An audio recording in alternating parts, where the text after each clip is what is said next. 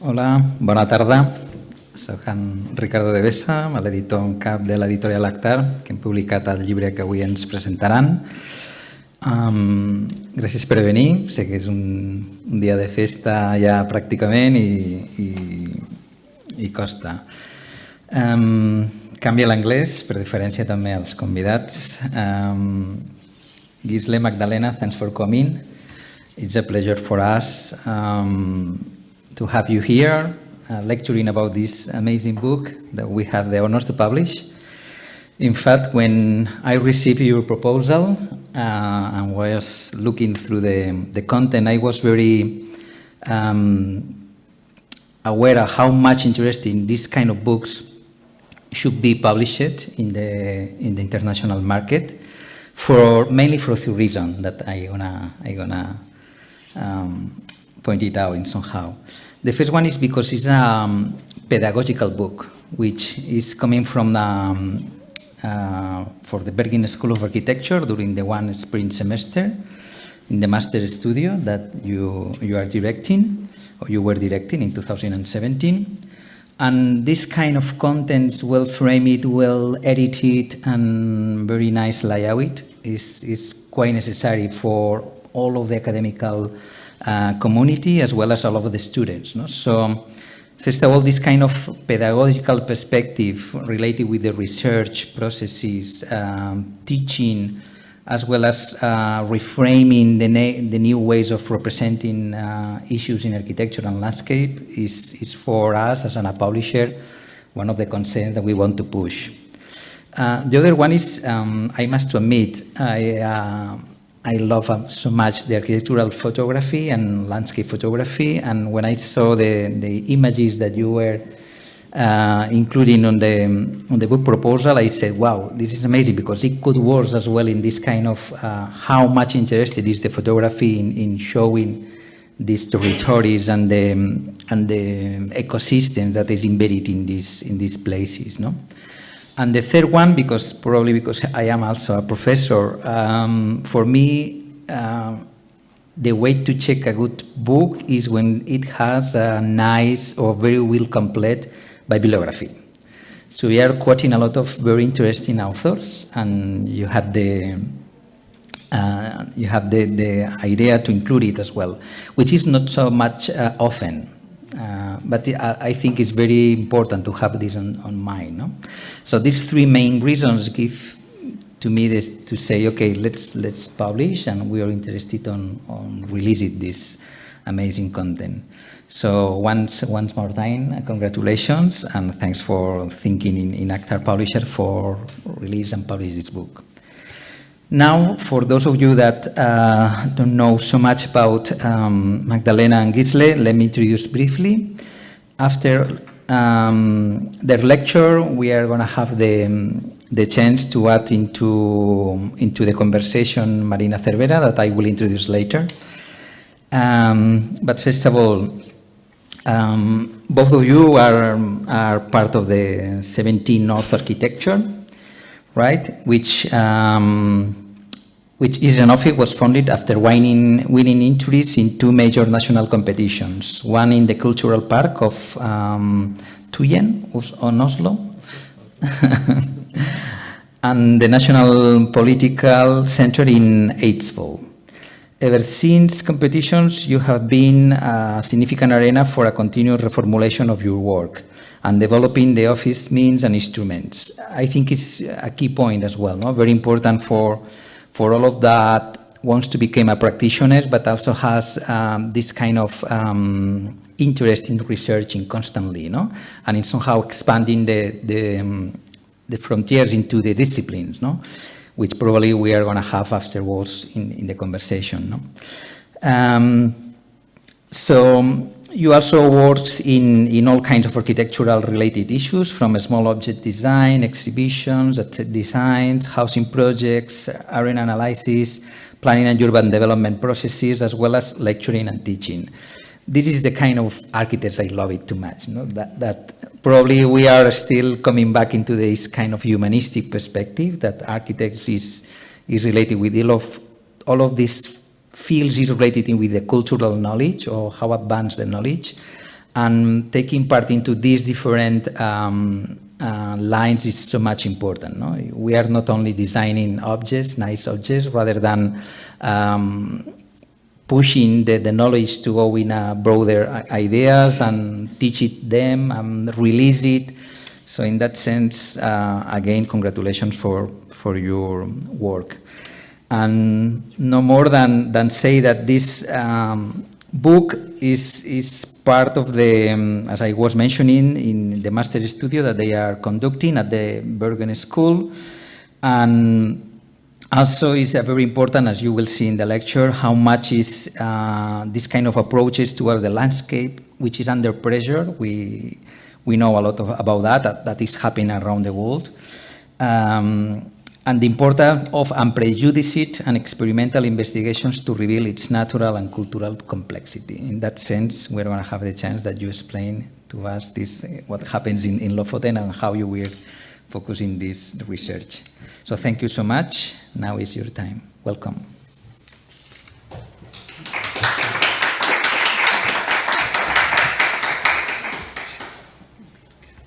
Thank you so much for the introduction, and I want to take the opportunity to thank you for actually publishing the book. It was a great day for us when we got your answer. For us, Actor Publishers has always been important and present. For me as a student, it was before the internet bookstore, so then you had to travel the world and find the books, and you had to buy them when you actually saw them. So I kind of collected lots of them. So it was really kind of taking a chance to send the material to you, and we were not even expecting maybe to get a response, but we are really happy to be in this position today, and with you publishing it and seeing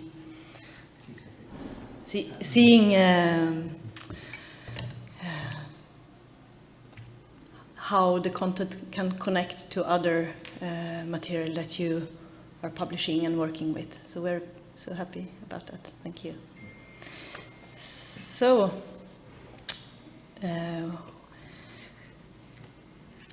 on the theme of landscapes under pressure today, we're going to talk about northern landscapes under pressure. Starting with the concept of landscape in the original meaning as a region or geographical or administrative area, and developed further in the Dutch 16th century landscape painters, presenting artistic interpretations of rural sceneries, until today's use, where the concept often encompasses the entire surface of the earth, formed by vegetation, bare earth, snow, ice, or water bodies, but also, as important, the features made by humans.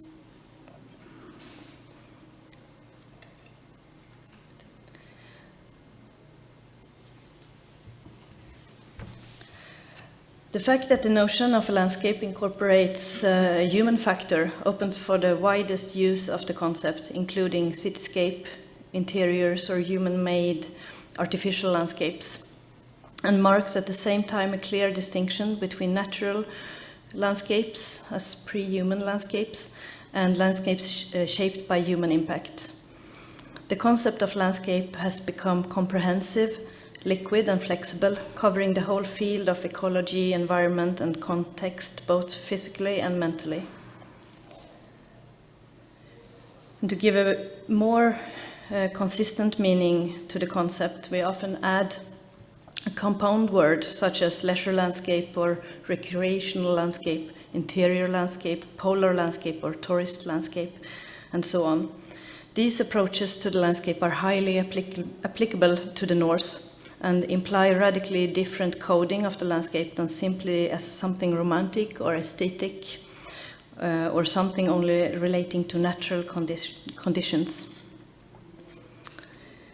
In politics, business, and industry, there is seemingly a consensus rhetoric, seeing the qualities and values of the landscape primarily as commodities, and an assumption that these are the commonly shared notions.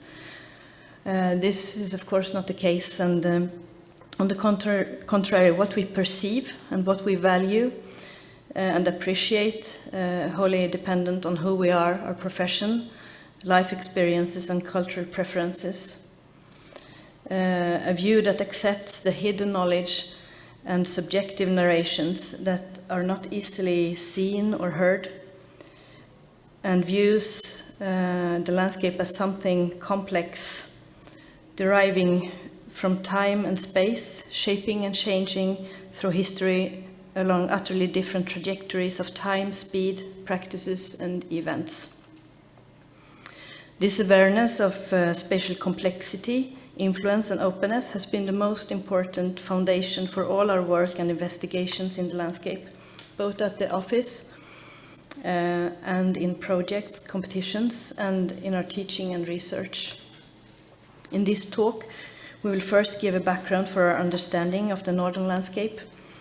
We'll try to clarify some concepts and use a few cases to exemplify how we utilize methods and knowledge from the landscape in our practice. The conception of the northern landscape has always been and still is formed by a strong notion of exotism, myths, and ideas about the sublime. These myths and notions have defined the territory since Pythias in the antiquity launched the idea of Thule, a land behind and north of all known land, so unreachable and unknown that it had to be full of precious treasures, gold and wealth in a mixture of divine elevation and earthly drama. A land immersed in storms, ice and cold. The myths hold a vital expectation, but also respect for the unknown and what is potentially dangerous. In this world of desolation and infinity, behind the myth, a complex interplay of people, animals, birds, and plants has taken form and developed through several thousands of years. These are ecological systems that resist large parts of both frost and drama in an environment that is ruthlessly lethal to what or who cannot adapt. Systems that in their subtle balance have been proven extremely vulnerable when facing the global forces that in our time invade the Arctic with increasing strength.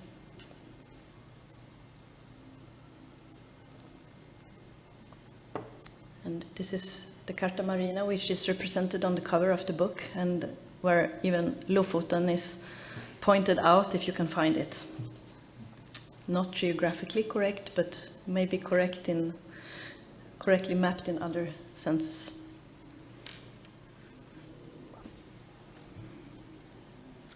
Until the beginning of the 20th century, the high Arctic landscapes were, with few exceptions, seemingly unspoiled and undisturbed by human, while the subarctic areas were characterized by close nature usage, mainly from indigenous people, nomads and settlers, who lived off reindeer husbandry, farming, hunting and fishing, leaving few traces in the landscape. From the first exploration period in the 16th century, the northern oceans became an arena for extensive fishing, sealing and whaling. The whaling activity being in reality equal to Europe's first oil boom, which also permitted the Industrial Revolution and lightening the European cities. Had direct consequence of the near extinction of the entire whale stock. The last 100 to 150 years has shown an intrusion in the Arctic and northern landscapes with heavy industrialization and urbanization that threatens the subtle ecological balance. Today, researchers describe the changes taking place in the Arctic as a series of tipping points, which in their extreme consequences are points of no return. This entails a permanent extinction of species and a permanent loss of known ecological systems as alterations in marine microecology resulting in changed sprawling and migration patterns of the fish stocks, or permanent loss of natural landscapes because of mineral extraction or construction of heavy infrastructure. And this is from a conference that we organized some years ago, and the map is showing an overlay of mining claims in northern Norway, and with reindeer migration trails, which are of course conflicting.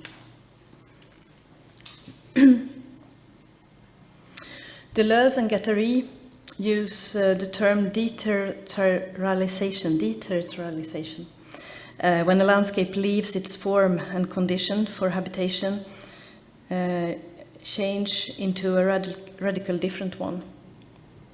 Mapping landscapes in different stages of transformation gives a good understanding of the radical changes when the landscape is exposed to strong transforming forces. This dichotomy is made crystal clear by a reindeer herder in Bidjovaggi, northern Norway, Sápmi, Lapland, Isak Mattis Triumf, when he says, mining industry and reindeer husbandry can never go hand in hand. Reindeers can't eat rock. There will only be rocks left if they start mining. Historically speaking, little attention has been paid to the pre-industrial landscapes in the north from architects or landscape architects. Architecture theorist Alessandra Ponte describes the Arctic as territories that have never been traditionally represented as landscapes. They have not been framed, beautified, and represented neither as nature nor as landscapes until they were appropriated by the energy-producing industry and mediated as landscapes of energy or mineral or any other asset. On the contrary, within the field of landscape architecture, we are seeing an increased tendency to focus on the design of landscapes as the development of new use for post-industrial land or as transformations of existing land into new park landscapes in connection with strong urbanizing forces. A common observation is how nature changes its features and becomes artificial, generic, and reduced to a design object, and how physical transformations often are linked to consumption, visually or otherwise. Our approach in Arctic landscapes as architects and planners requires knowledge, curiosity, and an open mindset. It is an opportunity to discover processes that are ongoing and never completed, as life itself evolves along unpredictable lines and therefore never is finished or concluded. Geographer Doreen Massey talks about this eternal incompleteness and complexity in her book For Space. And she says, if you really were to take a slice through time, it would be full of holes, of disconnections, of tentative, half-formed first encounters. Everything is connected to everything else can be a salutary political reminder that whatever we do has wider implications than perhaps we commonly recognize. In our search for a profound understanding of the landscape, we need to find new approaches to the changes explicitly going on. We need to investigate and experiment, to map and to research along lines and trajectories that have not necessarily been investigated before. We need to make connections and juxtapositions that are not obvious, and to find special connections and openness that are not prejudiced or limited. Make a map, not a tracing, says Deleuze and Guattari in their text about the rhizome. What distinguishes the map from the tracing is that it is entirely oriented towards experimentation in contact with the real. A map has multiple entryways as opposed to the tracing, which always comes back to the same. The map has to do with performance, whereas tracing always involves an alleged competence. And this means that our mapping will not be completed or conclusive, but following tracks or lines of flight.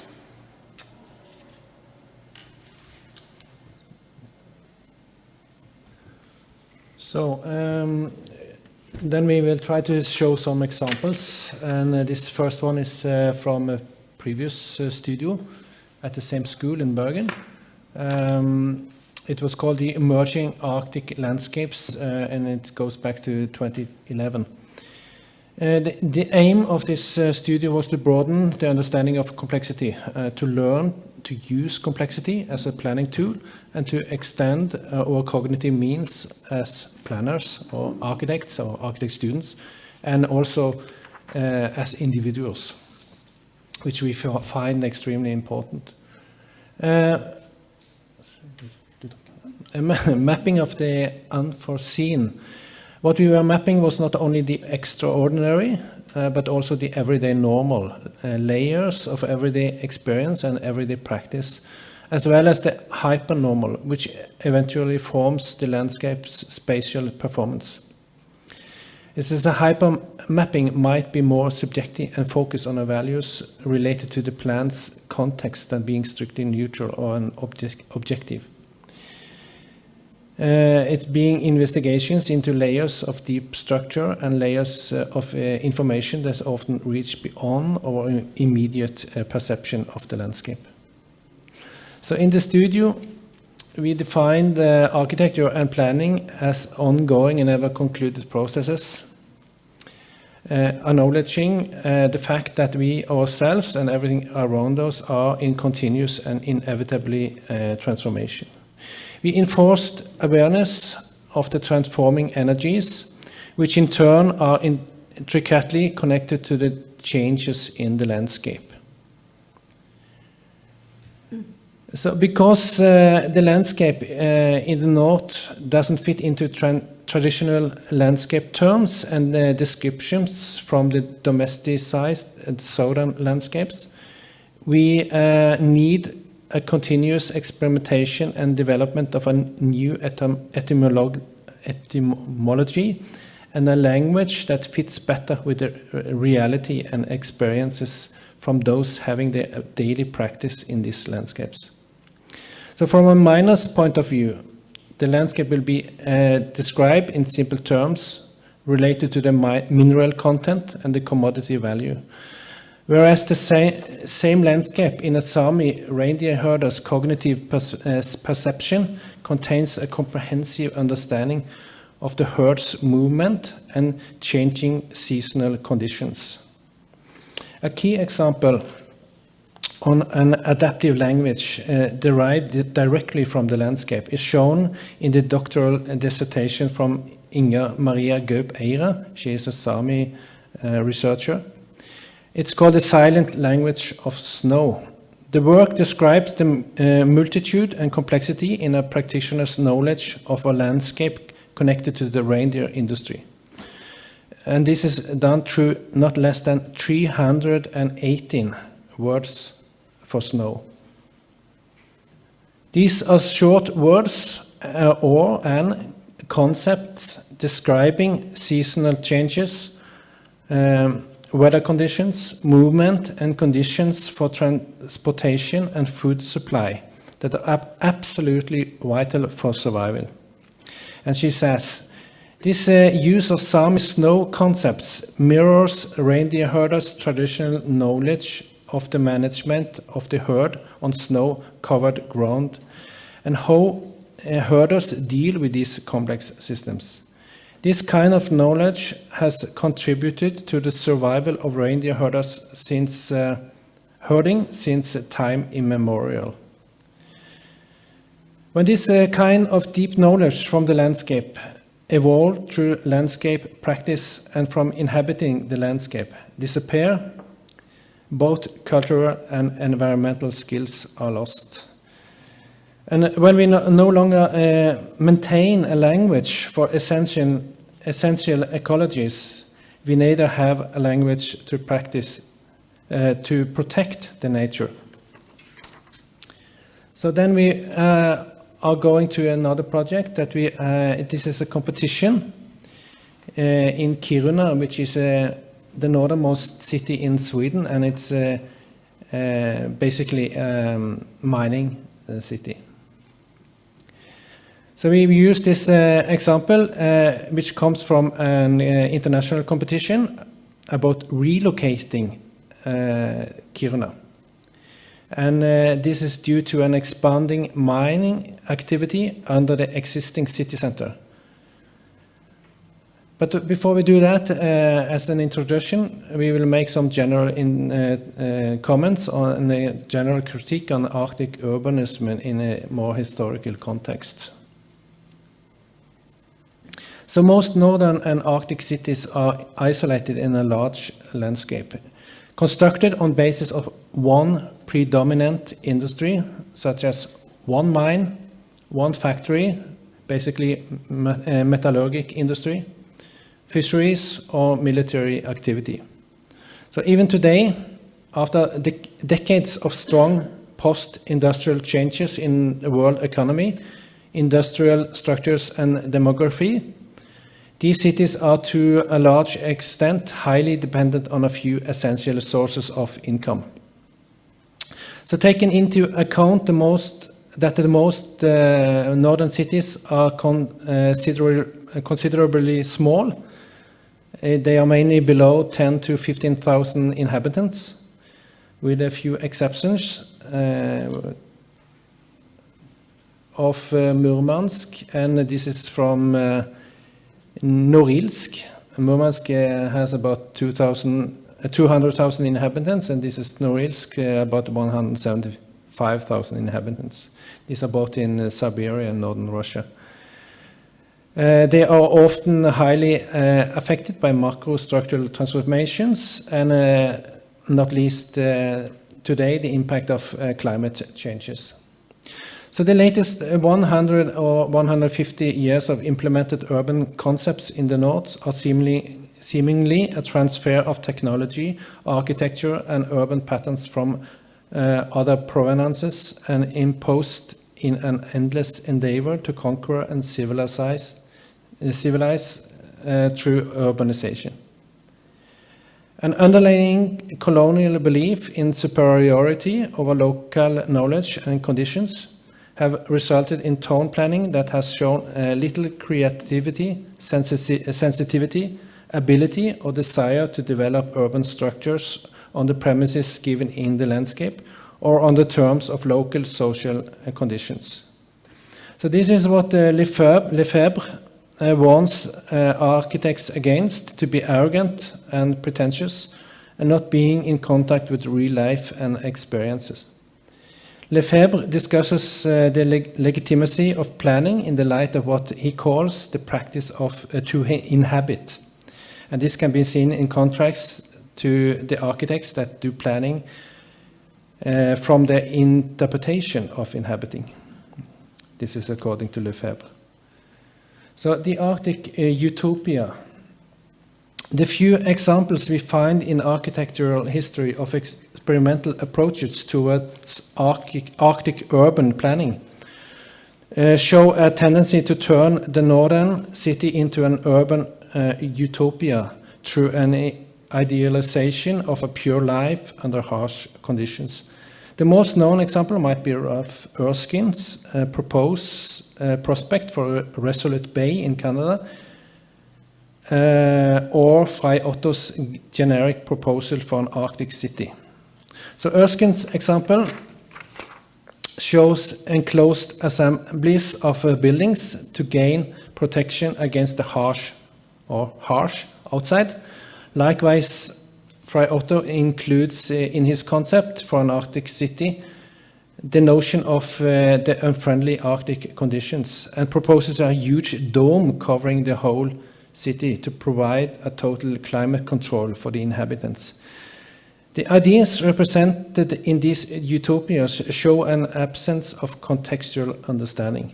In order to live with and develop life in accordance with the natural given conditions. Instead, they carry an underlying notion of a Western modernist culture battling against nature, abandoning a tradition of interaction with nature in the sense of being a part of nature, where we, according to Bruno Latour, are the only ones who differentiate absolutely between nature and culture. and we are, in this case, the Western people. The criticism of Western modernism can be applied to late 20th century's urbanization in the North. With its lack of improvisation skills and an open-minded ability to adapt to the unforeseen spatial changes applied to the landscape from annual cycles,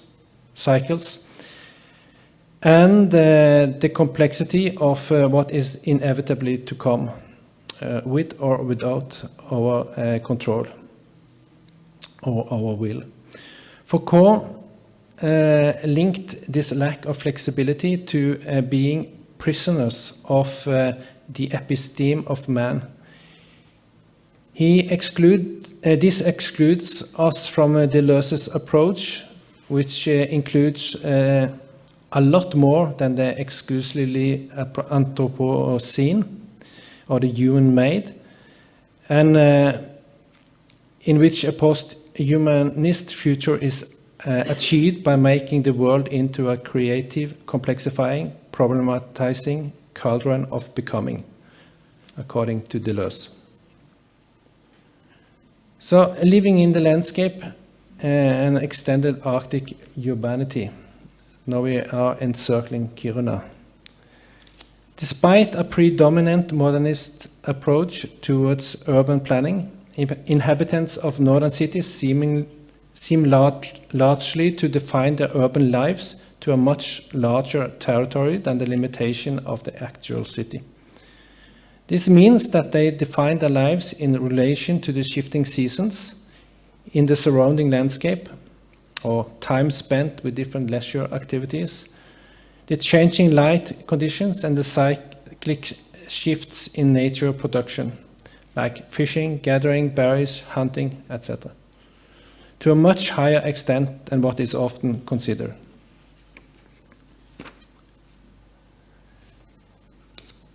So, Kiruna. Kiruna is maybe can be considered as a key example of a constructed modernist city. So the mining town of Kiruna was founded in the beginning of the 20th century. Today's population of nearly 20,000 inhabitants has a considerably short history and consists of a population dominated by immigrants, first, second, or maybe some third generation to the landscape, originating from Scandinavia, but primarily from northern Sweden.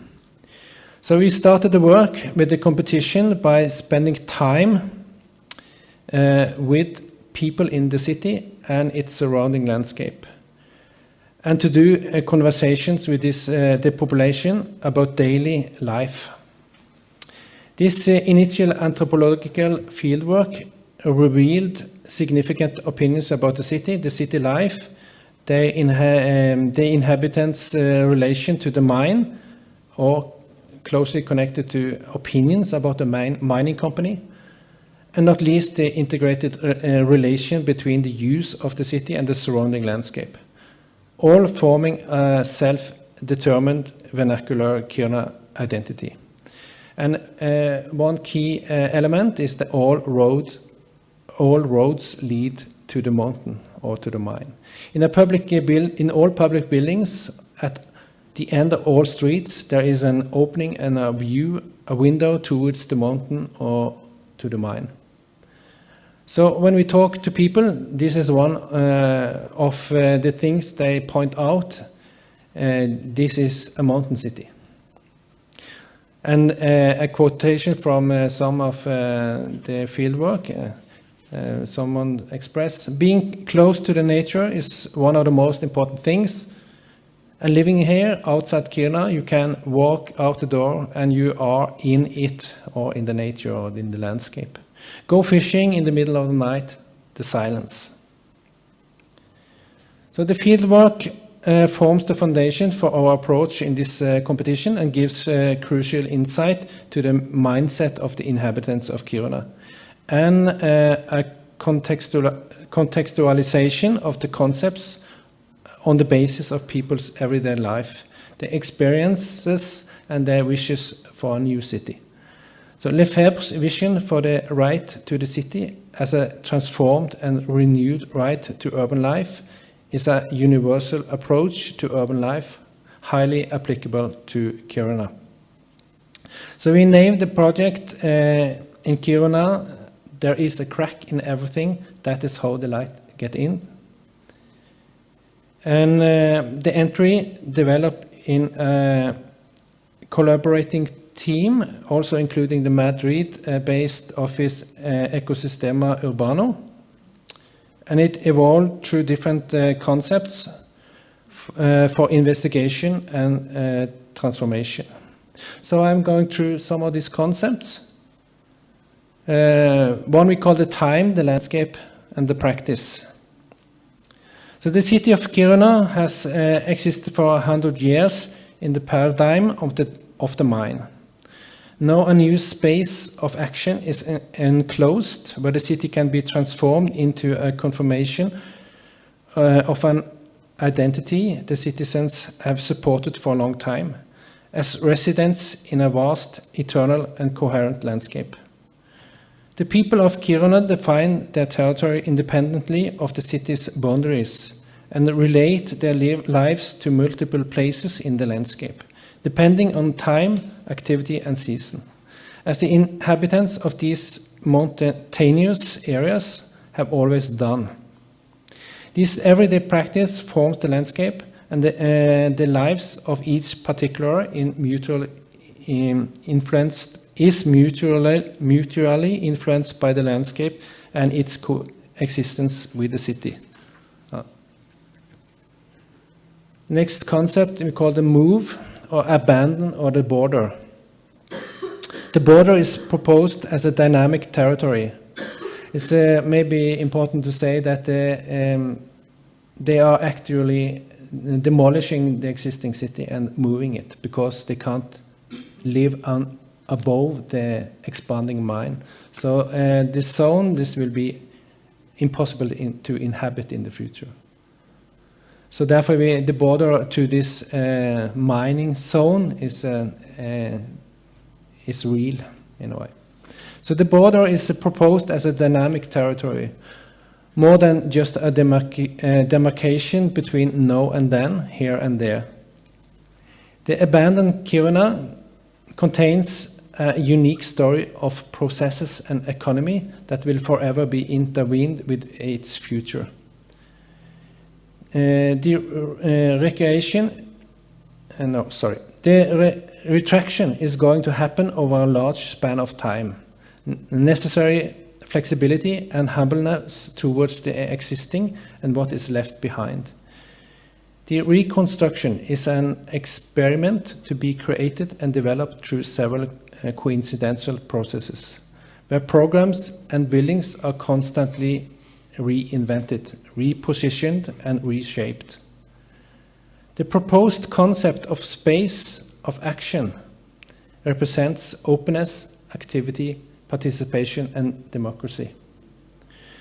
The relocation of the town hall is an example that offers a unique opportunity for the municipality to, in a close collaboration with the citizens, plan and prepare the emerging Kiruna, and for Kiruna to be present in its own future. Next concept is gap, entrained and new. Under the label of nostalgia, we propose to create an archive of artifacts in categories such as everyday, icon, contour, tactile, and message. The existing is being noted, discussed, and proposed a possible future, inscribed in a new context as memory, documented, archived, or preserved, always linked both back and forth in time, coexisting with what is to come, enshrining the new in the known, letting its history be touchable, visible, and accessible. The division of the E10 highway, the highway was going through the city, so now it's moved outside the city. So the diversion of the highway liberates space in the new city center that freed from heavy traffic, can transform into a new heart of Kiruna that is at one with nature. Here we propose an act of premature gratification, which is a sauna as the very first gift from the new Kiruna to its population, being a point of departure both for imagining the new city and a catalyst for developing its new center and relocational infrastructure. The gap represents an opportunity to act in spaces of otherness and change, both in time and space. A democratic process demands relocation and regeneration of vast city space into a new vibrant city center. By densification and remodeling of the existing, a new compact city will emerge that is interconnected and offers a close connection between the city center, the city nature, and the vast surrounding landscape. And the last concept was city, everyday life, and movement. So everyday life will transform and be transformed by the use of the city. It can lead into more dynamic and sustainable and enjoyable patterns of movement and transportation.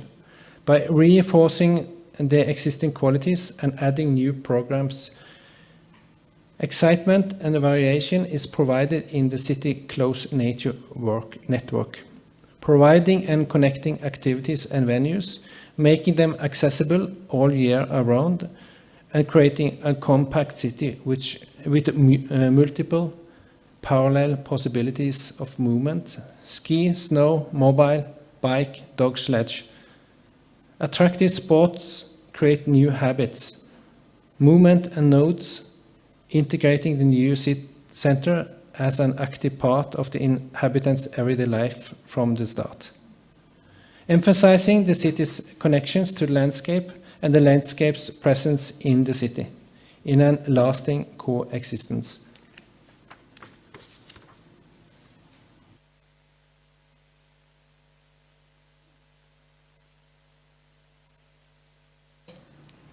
I had one job with that button. I forgot it. The Layer Landscape Lofoten studio is the latest of our master studios at Bergen Architecture School, discussing landscapes exposed to different global forces of economic, cultural, or environmental character with potentially devastating impacts. The studios prepare the students with basic ideas about investigation methods and theory on spatial and non-biased approaches to the landscape. The students receive general information about the context and vibrant issues at stake, but the didactic idea is to guide the students to develop their own skills and knowledge, supported by lectures, reading, fieldwork, and to become an integrated part of the investigation. And I appreciate, Ricardo, when you talk about our list of literature, because it reminded me that it has been an important part also for us when we work with our work in the office and competitions, and we are very aware of handling that over to the students, and even we call it sometimes this our universe of support, that you can actually use theory and texts, and we also encourage the students not to be afraid of theory or difficult text, that you have the right to make them your own possession and to use them when they are useful to you. So the curriculum developed through literature studies and contribution from transdisciplinary scholars and experts and other professionals like social anthropologists, sociologists,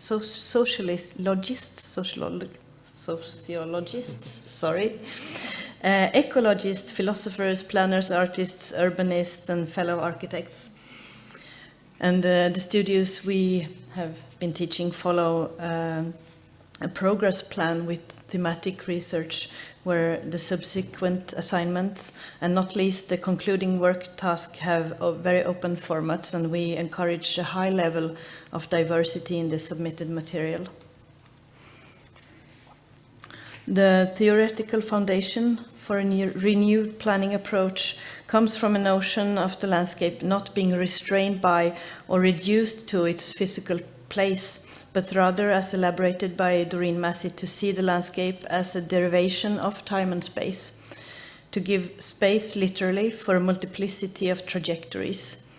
This unrestrained and extensive way of thinking about landscape as an unlimited source of information is fused with post-structural concepts such as complexity and the non-hierarchical understanding of society, and not least, it implies a genuine interest for real life. The Deleuze-Guattarian idea of the rhizome means that an investigation can confront and use any information of interest, including the singular and the subjective. The approach challenges strict empirical quantitative methods and is mainly a qualitative approach, including artistic methods and mapping, accepting the role of the architect as a participant in the process. In the sense, Michel de Certeau talks about the researcher as a participant in everyday life and a fellow walker. In the studio, ideas were developed under the themes of complexity, and I had thought maybe just to read to you from the book the assignments that we gave to the students. So for complexity, their assignment was to picture yourself in any connection with Lofoten, knowing that we have students, Norwegian students from different parts of Norway, but also a lot of exchange students from the whole world. So of course the response is very different. Some of them actually have close relatives living in the area we are talking about, but for others they had to search for their own connection. But of course the assignment is about that you're always a part of any investigation or any project that you do, and you have to find the link from your position to the territory you are researching. And under the theme of imbrication, their assignment was make a map, not a tracing. A map that is not already alleged competence, that is entirely oriented towards experimentation in contact with the real. A map representing imbricated and layered information and findings that tell stories made out of a heterogeneity of practices and processes and connected to Lofoten. And as you see in the book, the students come up with a lot of different responses, but several of them here and are based, or they have been going further in what we talk to them about, these silent voices, the factors that are always present, but that are maybe not loud speaking part of the process. Like you have the birds migrating routes and spots for feeding and breeding, and that are of course kind of invisible, and also the below the underseascapes, and maps that are as concrete and as real as the maps that we often see, but that are always where the shoreline is the delimitation. And under the next themes were vulnerability, where their assignment was to look at the ecologies of Lofoten and investigate any aspect of vulnerability, imprints of human presence over time, conditions and changes in the landscape, terms of survival, and to draw a credible map of sustainability. And under the theme of fieldwork, we asked them to make the fieldwork an embodied engagement and inquiry, make the fieldwork a comprehensive experimentation in the landscape as a critical creative approach, map the traces, and the social practices, map the perceived space, the conceived space, and the lived space, become a participator, define a tactic, and walk the landscapes of Lofoten. And for the final themes of flexibility and reorientation. For flexibility, their assignment was investigate the concept of flexibility in the landscapes of Lofoten in order to comprehend the interactions between ecosystems, to provide diversity, to build resilience in landscapes and societies, to prepare for future challenges and strong external forces. And the last one, the reorientation. We asked them to find your new entry to the landscape of Lofoten. Consolidate all your knowledge about Lofoten. Reorient where you are in relationship to your environment or change direction. Define a new point of departure as an architect and as a walker in the landscape. Bring less reassuring, more febrile ideas of living together. Make new projects or ideas for an open and undetermined future. And this they did, all based in and informed from contemporary and historic layers of the dramatic and contested landscapes of Lofoten Islands. The archipelago has for decades been under pressure from escalating tourism, oil prospecting, and new industries changing the landscape. Additionally, traditional and modern fishing communities are in constant transformation and alteration due to structural changes and political and climatic influence. These ongoing processes demand awareness and knowledge to build resilience, to maintain flexibility for changes, but at the same time be in control of the changes' impacts on the complex ecology of landscapes and societies. The didactic intention of the Master Studio aims mainly to create an open testing ground for the students to experiment with progressive mapping in the meaning of various complex and artistic methods that liberate knowledge and creativity. And using the rhizomatic approach and following lines of flight that, according to Doina Petrescu, are abstract and complex enough metaphors to map the entire social field, to trace its shapes, its borders, its becomings. And the student gain experiences that can potentially be existential to their professional and also personal behavior.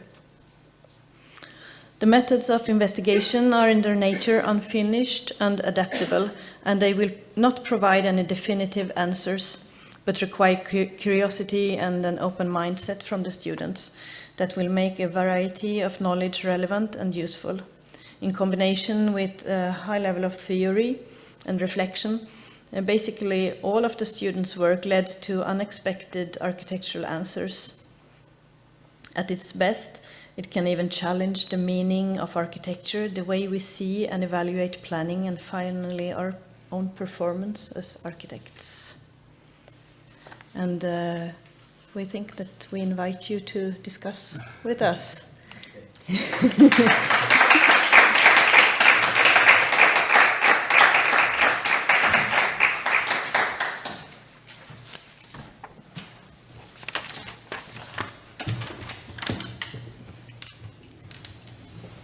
Thank you so much, Magdalena Gisle, for this amazing lecture, not only based on the book as well as with some of your projects.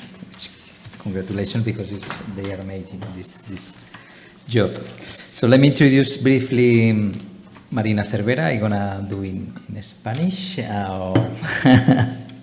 or maybe I'm gonna try to translate. She's an architect here in the School of Architecture in 2003. She also got the Master in Landscape Architecture here in the UPC, in the School of Architecture as well. She already got a lot of grants for MITS Foundation, Caja de Arquitectos, and Le Nôtre, and the Centre de Recerca in the Polytechnical University. In 2014, 2014, she got a master in urbanism, and she was practicing as well as a professional in the Atelier Jean Nouvel in Paris, as well as in the CRPP. This is a center of research here based in the university as well. No? So it's not what's in the book. So that's a good thing to know, because it was really nice and interesting for us to follow up. So for me, I would say, like, first of all, that it was a beautiful experience to read the book, and for me, it was nice because it has like two different layers of depth that you can go through the book. So the first one, it's related to the landscape, to the images, as you were saying. It's so haunting, just the beauty of it. All the beauty, not only of the landscapes that you are showcasing, but also the works of the students, the quality of the designs that they achieve in the workshop. So that could be like a very shallow first lecture of the book. Just going through the assignments and the tasks that the students were asked to do during those days. But on a second reading, which was for me really eye-opening, if you just complement the reading with the lectures of the readings that you are recommending to the students to have read, well, then it's another world that it's opening to you. So just for everybody to understand, as Magdalena explained, there are like 6 chapters in the book, and each chapter is composed by an assignment, that it's the task that they were going to do, a reading with a text that it was recommended to students that would read, and sometimes some discursive that was integrated. So for me it was fantastic. Some of the texts I knew, others I had to read, so it was really complimentary.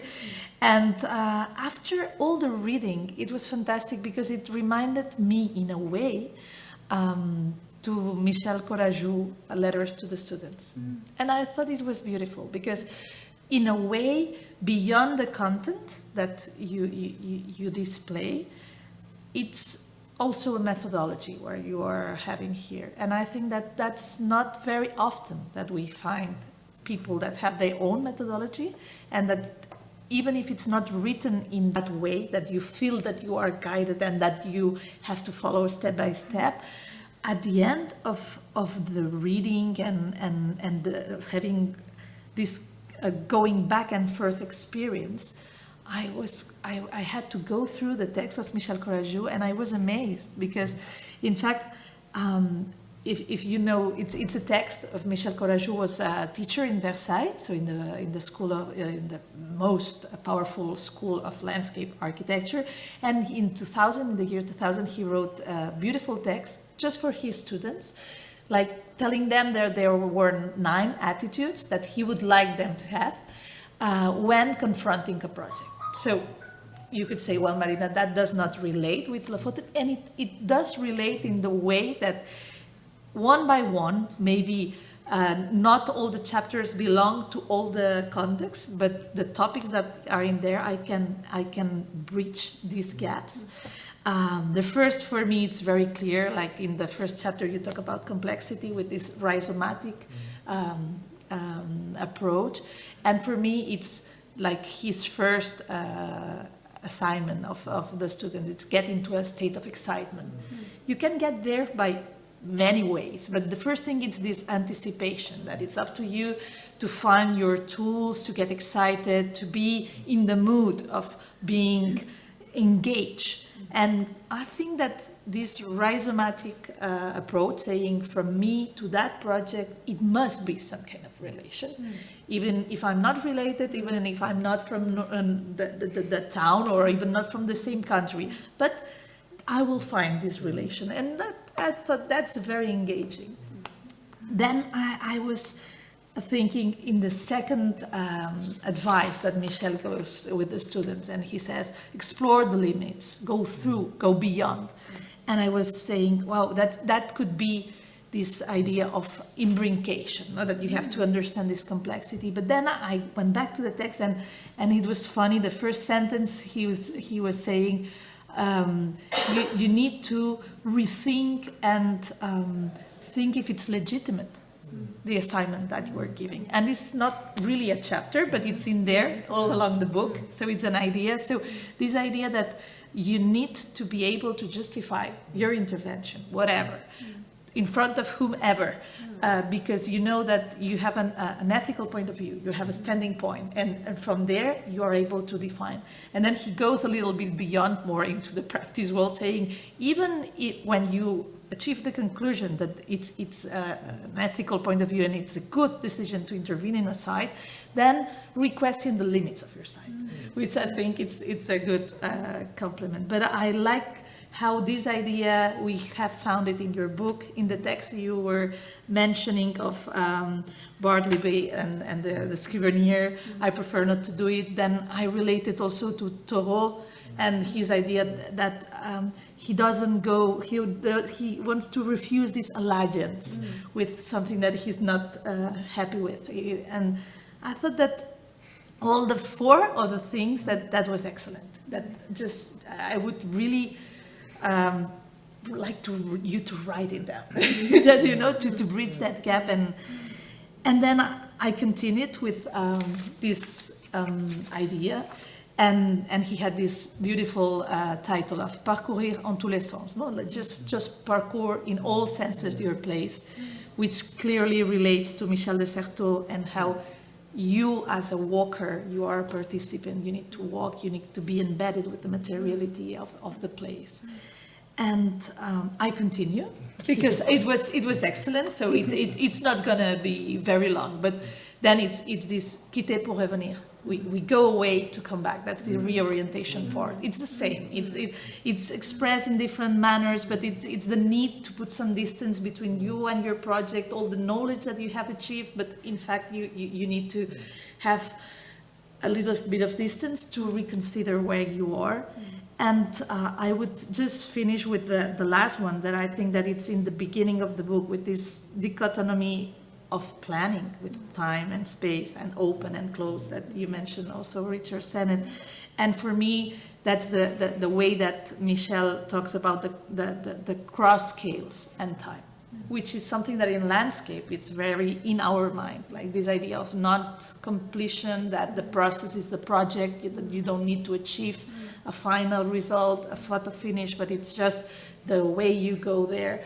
So, and that's 20 years almost between the two texts, and completely different backgrounds and completely different disciplines, if you want, but at the end, it's everything melts and it's dissolved in the same point. So that it was a very nice exercise for me to go and try to think of that book. I love the didactic part. That's, for me, outstanding, and I think that it's clear.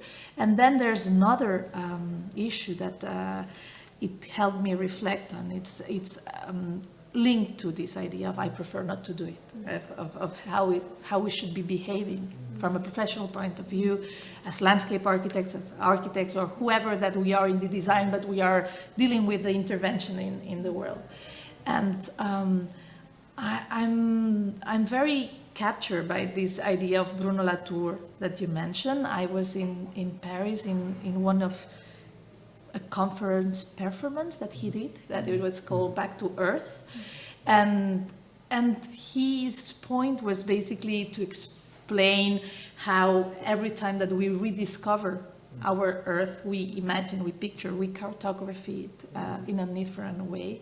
And I think that in a way, your project is part of this bigger project of philosophers and thinkers that are convinced that we need to define new relations between nature and culture, and that we need to find a new image for what the Earth is and how we can deal with it and how we could implement planning in it. So in a very remote island in the north, I have the feeling that you fulfilled your part. And that was my last thought with the book. We shouldn't talk after this. No. Thank you. Bruno Latour says that we have never been modern. So I think there's a great point there, because he says something about that we just think that we have been modern, or that but we are not. We are a part. We are all a part of nature. Either you realize it or not, we are just nature. So I think in our position, then we don't even consider the possibility of being distant from nature, because it's not possible. It is not our nature. We can't take that position. So I think that there are some basic elements there. So if you realize that, and if you take that into account, then you start to consider solutions otherwise, I think. So and of course this is big. I mean, it's big political issues. It's what everyone is occupied about, and it's about the belief of economic system, of growth and non-growth, degrowth, everything. We have another conference in September called Degrowth. So not taking position, also working with the students, it's not a point to tell them that this is what you should believe, but it's all about awareness. It's all about, and that's also coming from Latour, that we need awareness. So this is something that we should all be more conscious about. And the history of architects is so much the history of taking distance from responsibility, saying that but we are just making, or we are just doing a commission. Someone else tells us, and then we do it. And I think it's still a lot like that. That we make our pieces of design, and we don't take into consideration, we don't take the responsibility of the impact of what we're doing in the way we should do. And I think basically maybe that's the only message to the students. I don't know.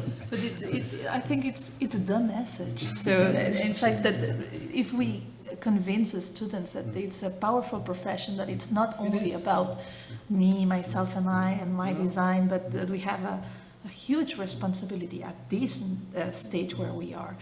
We have a common friend, Steiner. Steiner. And once I heard him say that landscape architects, of course, they are the doctors of the world. So that's big words, but very simplistic way to say that, in fact, us intervening in the world should be, in a way, remediating, mitigating, or trying to intervene in a positive way. So that message, if we spread it in the university, for me, it's already the first step, because I think that what we are missing is this awareness that it's been denied at some point. There's this global movements of people that just deny any just climate change problems, or so just to spread a philosophy and ethics of work, that would be already a step forward for all of us in all the countries where we are, because we are at different levels, but I think that we are all on the same problematics, basically.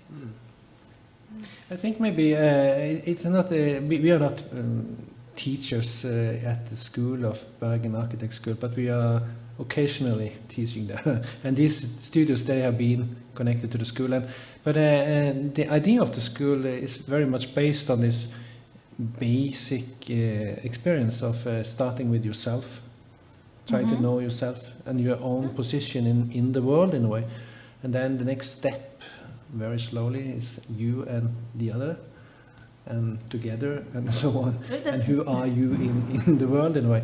And I think that it's a very slow movement towards. You can't deal with complexity at all if you don't see your own position in the world, in a way. So I think for us it has been a big issue also. I am not so worried about architects or landscape architects today with being good or bad designers. I think that will come. that will come. But I'm quite worried about them being mature enough to sort of handle the responsibility they have. So I think our mission has been to try to help them to be mature. And yeah. I think that before we were talking, and this idea of maturity also comes with this holding back from designing the first. For me, it's related. That this maturity of not having the first line that I want to do that, because in a way you are trying to impose something that it was already in your mind to a blank page. So the fact that you have to wait, hold back, better understand this blank page, that it's never blank, so that you can put something in it. I think that that's the definition of this maturity, and just understand that you are not writing, you are just editing. You are an editor to something that is there. You can correct a little bit, you can, but it's not starting from scratch. So I think that it's beautiful to understand that holding back has something to do with that. I think these few examples we showed from these Arctic utopias, it's quite good examples on that the architect comes in with his, I mean, in this case, his ideas about things and interpretations or what he's seen or what he thinks it is, and he's always doing wrong. And the impact of this doing wrong is quite severe. Sometimes it's devastating. And I think it's not just in the Arctic, it's the colonial way of thinking, that you impose something on someone that they are better off if you come with your ideas. And of course it's not like that, and especially not in the Arctic. There are so many bad examples of bad modernism in Greenland, in Siberia, and everywhere. It's quite horrible. I have a question regarding these features based on the North characteristics. No? So in somehow, we also already published 2 books regarding with these topics. One is The Many North with the lateral office, and the other is a bracket, the magazine about attack trends. No? So again, and probably you, Marina, are more related with Mediterranean landscape. So how the tools in which you are doing your diagnosis and analysis of the territories are changing. I mean, you were mentioning, no, the silent language of the snows, no, by the Sami culture. So how this kind of legacy of the people who already have been dealing with the environment could give us an insight to realize or to read the territory properly. For me, I think that it's just the same if you are in the North Coast or in the South, in the sense that the culture of the Sami people, it's an exercise of resilience and survival in extreme conditions. In the Mediterranean, the conditions are not extreme, but there was also a way to inhabit the coast, for example. It's us forgetting how it was inhabited that has been the trigger of all a different kind of colonization of the coast, that it's not working. But if you go back to the images and the cartographies of how even Barcelona was, and you could see these wetlands that were just, it was the dunas and then the wetlands, and people relate to the coast in a certain ways, and agriculture worked, and all of that in the way we lived, how we were dwelling and having agriculture on our coast, it will come back in a way. We have to confront the idea of how this coast that has been built now, maybe we should be dismantling some of the things because of the climate change. So at some point, it's like having the same question again, and accepting that the way it was, or how people used to live, it was the right answer, this kind of balance. That we broke at a certain point. So it's this idea of colonization, of globalization, this opposition between the local and the global that we keep on talking. But in fact, something was broken at a certain point. maybe there are things that can go back. We have achieved the point of no return in others, as you mentioned in your book, but careful thinking will bring us closer to some kind of attitudes. Yeah, you can, yeah. I think the knowledge is on different levels. Also, in this snow concepts or snow, the language of snow, it contains a whole culture, because everything is connected to the husbandry of reindeer husbandry, and everything is sort of held up by this knowledge. Without this knowledge, there's nothing. So if you should make a link to Lofoten, then this is a quite nice thing that we got in. We are lucky to get into the book from some local fishermen that have they started to register this old way of reading the subsea landscape, the navigation, and how to find the right spots to find the fish and so on. And of course, this is something that disappears when we turn to modern electronic navigation equipment. Then this simply disappears. This knowledge is not there anymore. So, and I think it does something to us all. Yeah, you can read the. Yeah, we have this beautiful quote from one of the books that we asked the students to read, which is, by the way, not a complicated, difficult architecture theory book, but a novel by a Norwegian author, Morten Strøksnes. I don't remember the title now in English, but it's this Havboka, the Book of the Sea, but it has this undertitle of How to Catch the Shark. Shark Drunk in English it is, Shark Drunk. And it has a lot of deviations about the sea.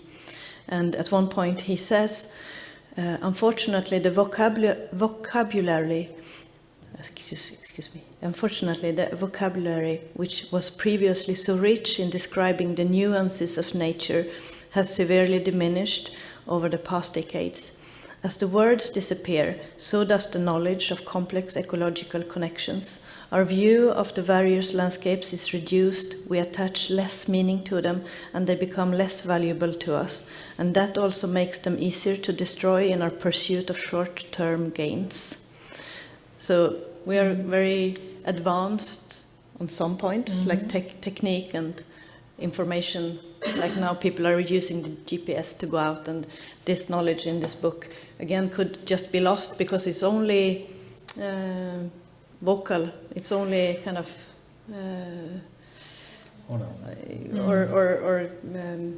inherited from the elders or from your colleagues at sea.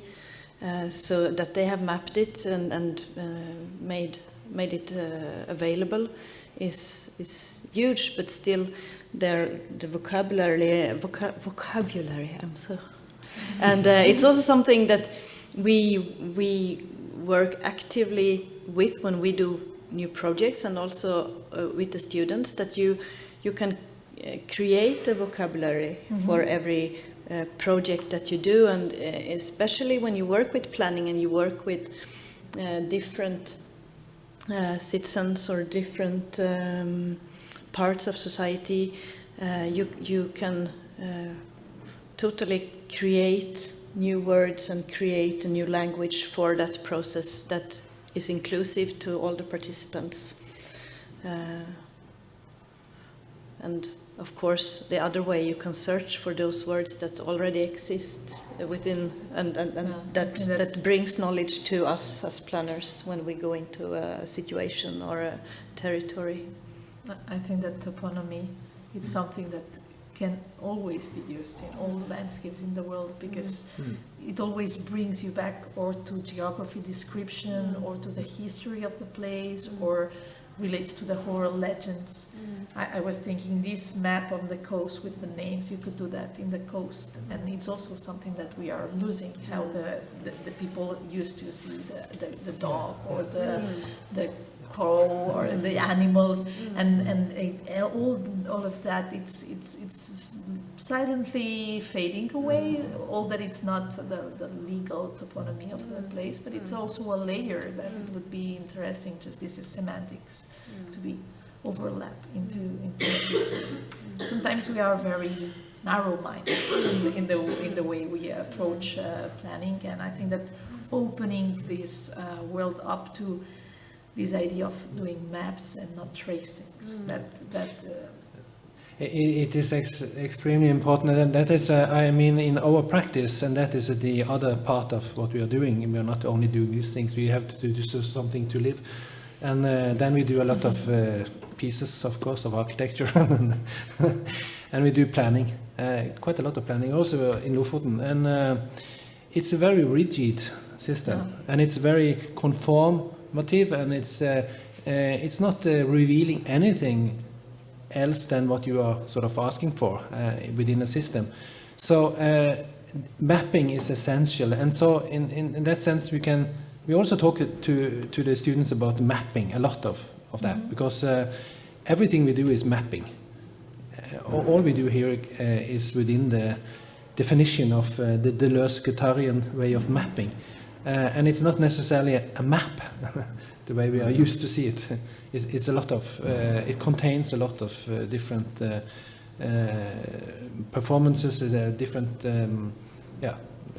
layers. Yeah, extremely a lot of layers, and the rhizome is essential for making those kind of mapping, and that's so interesting. When you read something, sometimes it can be really existential, and I think it's maybe banal, but I think the experience of the rhizome method, or the way of thinking about connections revealed through the rhizome thinking is extremely interesting, and it opens, just this one thing opens a totally new world of existence, and combinations, layering, everything connects within in that way of, and also that there's no center in the rhizome. There's no center. Everything is, there's no hierarchy. You can't start out saying, yeah, we're picking the most important. You can't say that. If you think in rhizome structures, then you say, oh, it could be as important as something else. We don't know that because we haven't investigated it. So, some of the students, not just in this studio, but earlier, they have really attached to that way of thinking, and that's also really nice as teachers when you see students moving from one position to another position and start using this way of methods. So I really recommend the rhizome is it's so different from what the commonly planning idea is, in fact. No, I think that's a little bit my doubt, finally, how we could move planning from its rigid framework, and that, for me, it's the question that remains in my head, because the cause, the justification, why we should do it, even the ways in which, through resilience, through the landscapes, through these ideas of how we can map how people feel about. But then, and I see that's something that may be concerned for all of us. How can we make all of those informations articulated into something that could also fit in a regional or a town planning, and that's, for me, how we move from education to professional practice. That's a big question mark. You will call me if you find the solution. We're on the way. Some questions from our big audience. Small but qualified. But well qualified. Are there some architecture We're in or landscape family. architecture students here? Are you students? Students? No? Professionals. Professionals and teachers. Go ahead.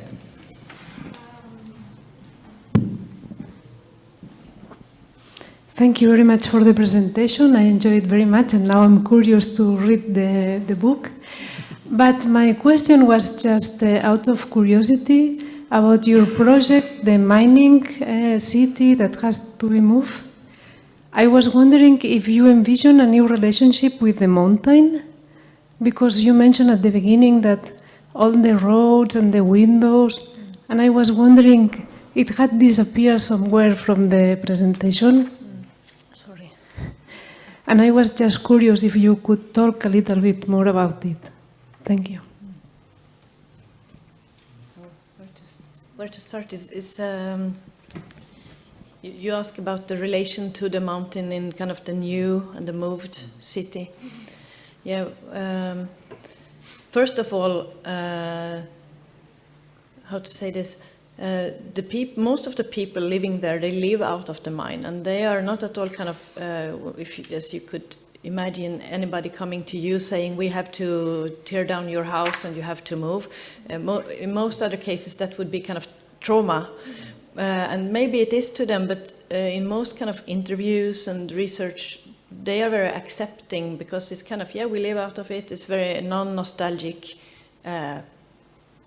idea about home or residency in the city. They are very pragmatic, at least outwards, about that. And then what we did in this project, and in this project is so obvious, is about moving a city because of what the city lives out of. But every time we do a planning project, it's very obvious and maybe banal to say, but it's not always inscribed in the assignment or in the planning. It's the aspect of time. It's that a lot of people will live here during the process. And what is their experience? So our whole project was a process, in a way, of we call it, we had this calendar of adieus, like how to leave spaces and what to leave, what to tear down, what to leave as physical structures, and that would then just be seen from further away. And our whole project as a city plan really came out of the connection to the landscape, as we kind of tried to convey through the presentation. So it was not like, yeah, should we do a Serda plan, or should we do a Haussmann plan, or like how?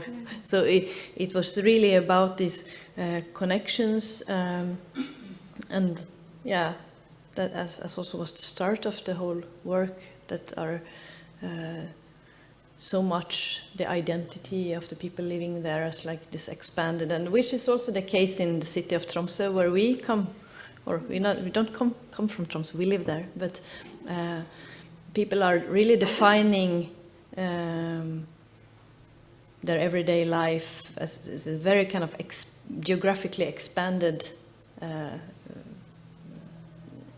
relation between a kind of the urban life of being in the city to really a kind of everyday contact with nature in some way or another.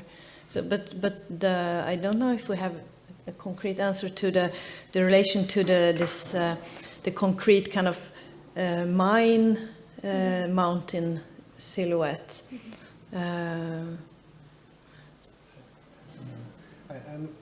I'm not sure if it was that important to sort of keep that.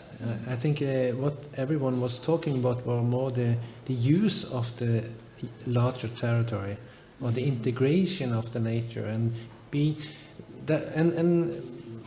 it's funny enough, there are examples of other smaller cities that show this even more strongly, and maybe what we wanted to give more to Kiruna, this integration between the landscape and the city, because that's the way they use it. They park the snowmobile by the house, and then they go to the cabin. I mean, there are overlaying structures of mobility, for instance, that one is the road, one is the path you walk, one is the one you use with a snowmobile, and so on. So, and everything is, if you take that into consideration in a new city, that makes a totally different pattern than a structural plan. So it's more, it's more complex in a way than it used to be. Yeah. Can just mention also in the case of Kiruna, and also this talking about that you have to find the information you need to do a work that will impact a lot of people and animals and nature. That in the program for the competition, it was just this is the site, here is the site where you're assigned to make the new city.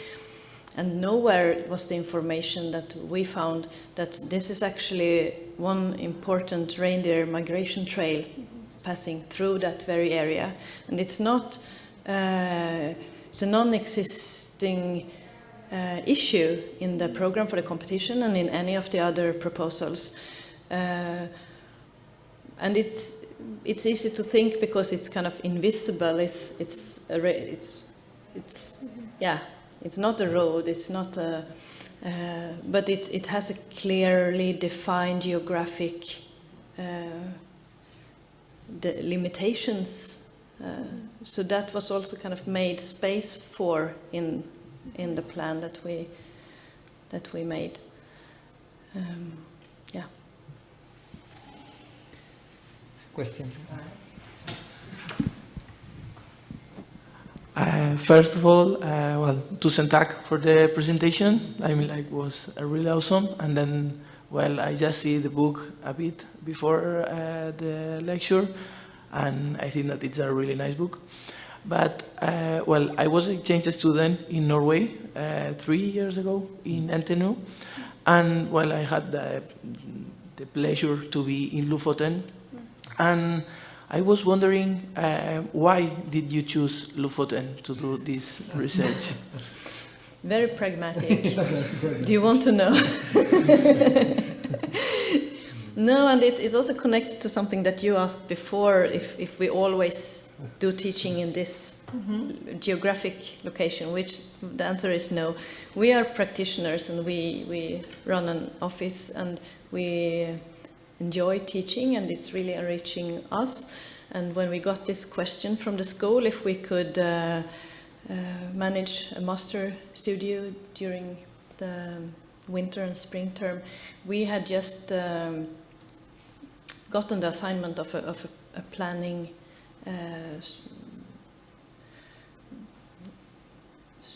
strategy that was going to lead to a plan in one of the municipalities in Lofoten. So we were investigating for ourselves, and we found a lot of interesting issues that we could bring into the studio. So to us, I think it's really important that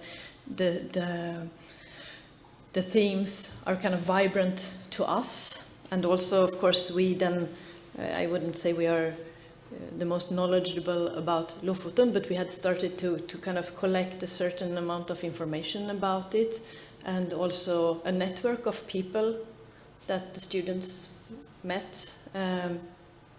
You should also say that we are quite selfish, that we wanted to gain something from the students, so back to this process. So it's going both. Yeah, but not in, yeah. Yeah, I mean, like, well, But that has been also the case with, I think, the other master studios. Not that we're not using the work of the students in that way, but we have, for several projects, we have created a kind of what we have called sometimes we had the a pool of experts, and when we say experts, it's not professors of the theme, but it's anybody who has a point of view or has something at stake, or who has something to come with. And we have, it can, in some cases it has been with the students, and in other cases it has been created otherwise. But and we are also very much talking to the students to make use of each other and to make the studio this kind of universe of support or expert universe that you actually you can pick something that somebody else has researched and you can follow this line of flight that is yours starting from that. But Lofoten is highly interesting because it's a long history, and I mean it's an old economy coming from the codfish and the stockfish or the dry fish going to Spain and Portugal and Brazil and everywhere, Africa. So the whole city of Bergen, which you know, is built on the economy from the fisheries in Lofoten. So and Lofoten, the Lofoten fisheries is the last cod, or it's the last major fisheries in the world of codfish. They extincted the codfish in Newfoundland and other places. So now it's the only one, and it's quite well kept. It's in a sustainable way, and I think it contains also so many interesting stories about places coming and disappearing. Because I mean, if you've been in Lofoten, you've been in Svolvær maybe, yeah, and that area, that's quite new place, and it started in Henningsvær and also older places, and it moved according to shifting technology, shifting migration of fish, and everything is on. So when you turn to a bigger kind of boats, then you had to change location and so on and so on. So it's so many layers and so many situations to study. And also today it's really contested because the government, they want to exploit the oil resources or expected oil resources in this area, and of course for most of us this is extremely unwise. It's why should you drill after oil in the most vulnerable and best breeding fields of codfish? So it's difficult. Yeah. So there's a lot of interesting issues in Lofoten. Yeah, I mean, like I tourists, is not least tourists. Yeah. A lot of tourists coming. Like you. Yeah. I mean, like my question was because when you were talking about the landscape or how the pure is the landscape there, I was wondering that why did you choose Lofoten or not Svalbard? That Svalbard was like. Next time. Okay. Yeah, thank you. Okay, maybe we don't have so much time. Many thanks for coming, for joining us, Magdalena, Marina, and Gisle. And I will add that this starting point of the research could become a kind of a prelude to a plan for a Lofoten, which will be great. Why not? And maybe in the future we can do a new publication. So thank you for coming. Bona nit i bones Pasques. Gràcies.